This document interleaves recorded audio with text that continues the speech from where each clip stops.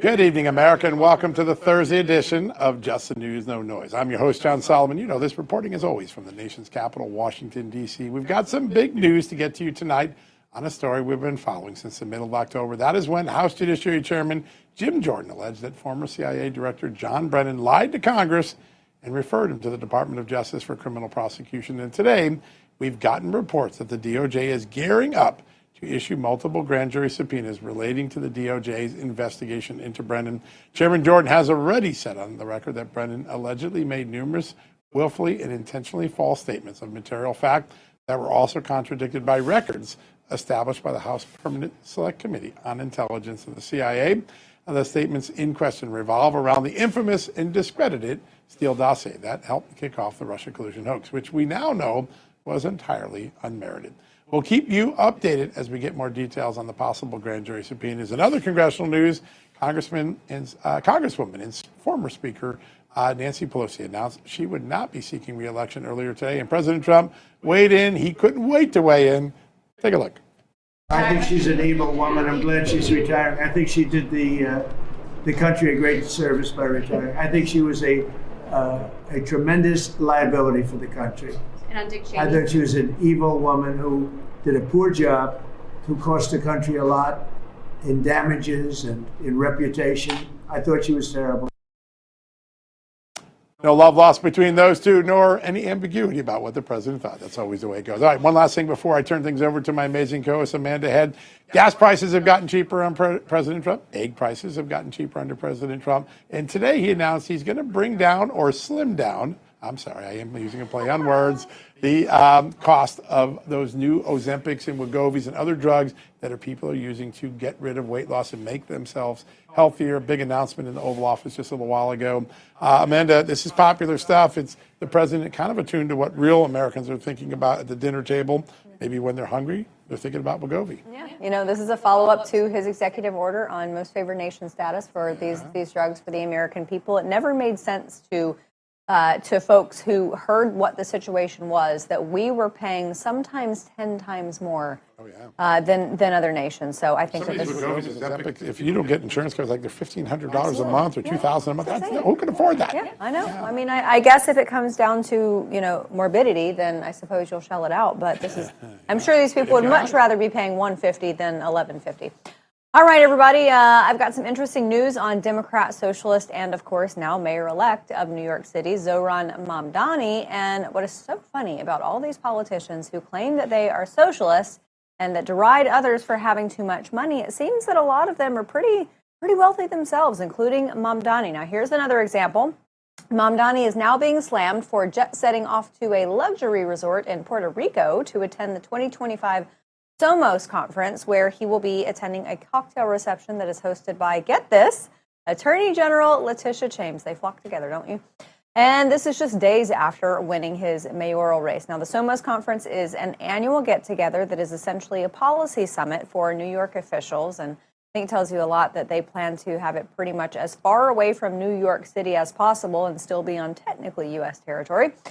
So, could some of that money that is spent on the conference at that luxury resort in Puerto Rico be better spent helping New York City's poor? The Mamdani campaign isn't answering that question, but I guess even socialists need to have their rest and relaxation time. A little massage, a little margarita, yeah.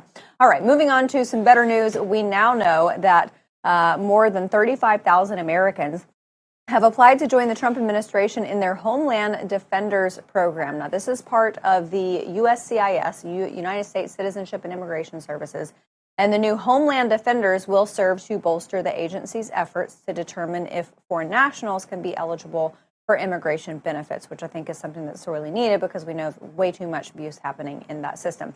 And finally, remember that DOJ employee who threw a Subway sandwich at a Border Patrol agent in D.C. a few months back? He was charged with misdemeanor assault, and we now know the outcome of that charge. Sean Charles Dunn, the man who threw that sub sandwich, the hoagie hurler, was found not guilty earlier today, but he still lost his job with the DOJ back in August when the incident took place. So, John, I guess you're allowed to throw sandwiches at people now, at least if it's a D.C. court. Whatever happened to respect and good common sense? I don't know. I know, absolutely unbelievable. But angry world we live in. When it comes to righting wrongs and trying to root out corruption in systems and root out weaponization, there is someone up on Capitol Hill, a lot of someone's actually. But the one who we are talking tonight is Congressman Brennan Gill from the great state of Texas. He just filed articles of impeachment against Judge Boasberg, and we talked a lot about that and a whole lot more. Check it out. Joining us now, Texas Congressman Brennan Gill. Congressman, thanks so much for being here. Hey, thanks for having me. A really, really great first step on Tuesday. Congratulations to you. And as we were just talking about, I remember last year when we were talking about all of these weaponized charges against President Trump, the weaponized justices and judges who were seemingly targeting President Trump. And we talked about the remedies for these types of things, what you can do with these activist judges. And one of the main solutions that a lot of members of Congress brought up was impeachment. So it seems to me like this was a very, very obvious step in finally bringing some accountability to the judiciary. Do you think that this sends messages to other activist judges too? Oh, it absolutely does. And it tells the message that we have oversight authority over lower federal courts, like Judge Boasberg's D.C. Circuit Court, and we're actually going to use it. We're not going to tolerate judges who decide to take their robes off and act as political actors on behalf of the Democrat Party. We're done with that. So Judge Boasberg, I think, deserves to be impeached for his role in facilitating the Arctic Frost investigation and going out of his way to hide what the federal government was doing at the time. Absolutely. And for our audience, just walk us through these articles, because there were a number of Republicans who I can imagine personally they felt like their privacy was invaded. But walk us through what's in these. Well, let's take a step back and walk through the timeline here. Remember, Arctic Frost was the investigation initially launched by the FBI, and it was an investigation to go after people who they believed were trying to overturn the results of the 2020 election. And it very quickly, and I think this was the purpose of it, morphed into a massive fishing expedition.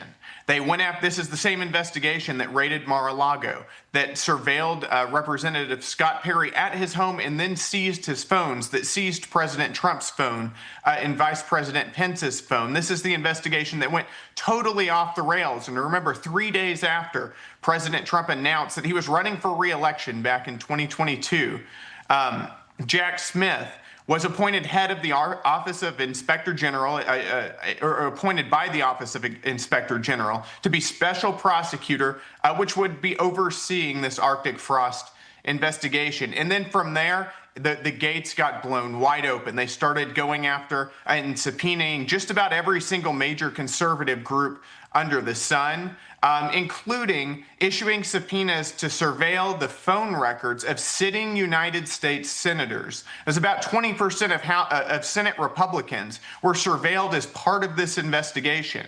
And Judge Boasberg's role in this was, from what we know now, and remember, this is an active investigation that the Senate Judiciary Committee is doing and that the House Judiciary Committee is working on as well. But from what we know now, Judge Boasberg signed off on non-disclosure orders for at least 8 of those subpoenas. Basically, what Judge Boasberg said is he went to cell phone carriers and he said, the federal government, the FBI, is subpoenaing specific phone records of these U.S. senators. Do not tell them that we're looking into their phone data. That is such an egregious abuse of power. It is a flagrant weaponization of the courts, and he did it in his own words, saying that we believe, or Senator Cruz will obstruct evidence and tamper with this investigation. He had no basis for making that determination whatsoever, and yet he did it anyways to hide what the FBI was doing in weaponizing the federal government against conservatives. This is so far beyond the pale. And it's time for these judges to be held accountable. They are not agents of the Democrat Party. Their job is to be impartial arbiters of justice, and we're going to hold them accountable for this. Yeah, I mean, it certainly seems like they do think they are agents of the Democrat Party. What do you make of Chief Justice John Roberts' comments? He said that impeachment is not an appropriate response to judicial disagreement. It should go through the normal appellate process. But like you said, I mean, the inferior court system is under the purview of Congress. It is, and that is part of our checks and balances. Justice Roberts mention that back in March, whenever I filed initial articles of impeachment against Judge Boasberg, this same judge, after he demanded that President Trump turn a plane full of Tren de Aragua terrorists around midair that he was deporting under his plenary constitutional authority and under the statutory authority under the Alien Enemies Act. He had full power to do that. But this judge demanded that President Trump deposit those illegal aliens, Tren de Aragua terrorists, back into the United States. That was a flagrantly political ruling. It was so far beyond any constitutional or legal justification. So I filed articles back then against this judge. You know, what I would say whenever there's some pushback against impeaching judges is that this is Congress's constitutional authority. It's a core part of our separation of powers. These judges are not kings unto themselves who don't answer to anybody. They answer ultimately to the rule of law and to Congress, who oversees them to make sure that they're executing their duties appropriately. But what we're seeing now with Judge Boasberg, the articles that I just recently filed against him, is far, far worse than even what we saw back in March. But I would ask Judge Boasberg if he would explain, or if any of the courts would explain, why Tren de Aragua terrorists appear to have more constitutional protections than sitting United States senators. I mean, this is such a glaring comparison in how Judge Boasberg treats Tren de Aragua illegal alien terrorists versus how he treats and interacts with sitting United States senators. Yeah, it's pretty incredible. Congressman, I want to move on. I understand that Texas and New York really could not be any more different, but we are all looking at this election in New York City, the election of Zoran Mamdani, as you pointed out in a post, just a couple decades after 9/11. It's pretty incredible to see. But something that I think is really interesting, I think the percentage is 49% of people who live on Manhattan Island in New York City. Only that amount are actual New Yorkers. The rest of them are immigrants. They came from somewhere else. That is about the percentage of votes that went towards Andrew Cuomo and Curtis Sliwa, native New Yorkers. Does that seem to line up with you as something that represents the notion that native New Yorkers, Native Americans, or not Native Americans, but natural-born Americans want someone who is not Islamic? I think that's exactly right. And I think that the election in New York was not a reflection of where the country is or a reflection of Republicans in any way. It was a reflection of where the Democrat Party was and is. And remember, that election was against a far left Democrat, Cuomo, versus a communist Democrat, Mamdani. So we knew whoever won wasn't going to be great for the city. We just hoped the communists didn't win. But if you look at New York right now, between 36 and 38% of New York City's inhabitants are foreign born.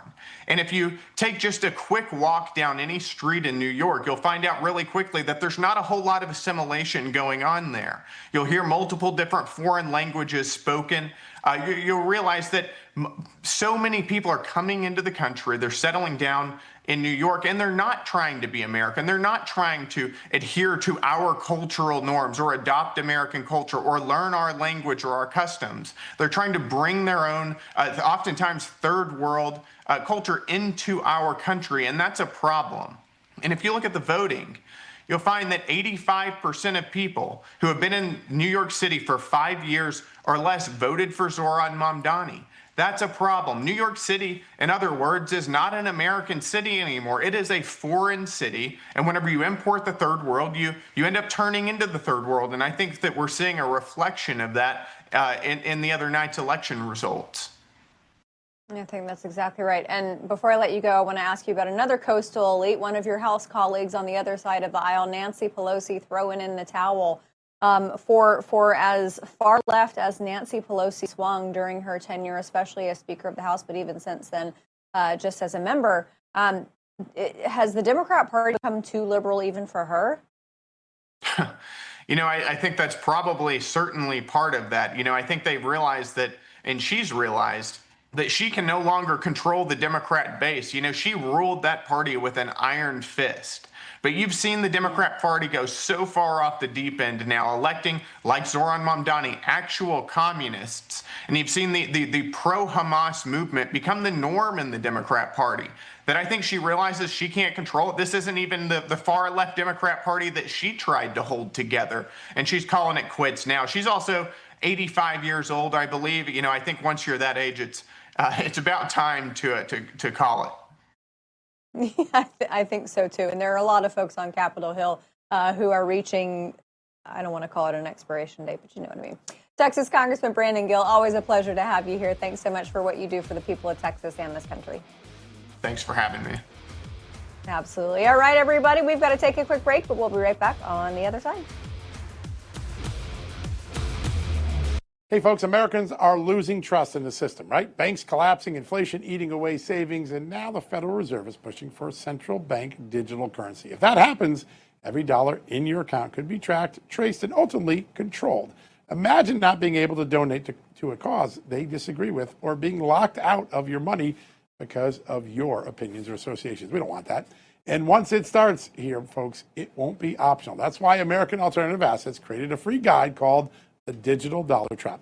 It shows how to legally move part of your savings into physical gold, a time-tested asset that puts you in control. Call 855-GOLD-340 or visit johnlikesgold.com. That's my website to claim your free guide. That's 855-GOLD-340 or johnlikesgold.com. Take the time now, because once the switch flips, there may be no going back.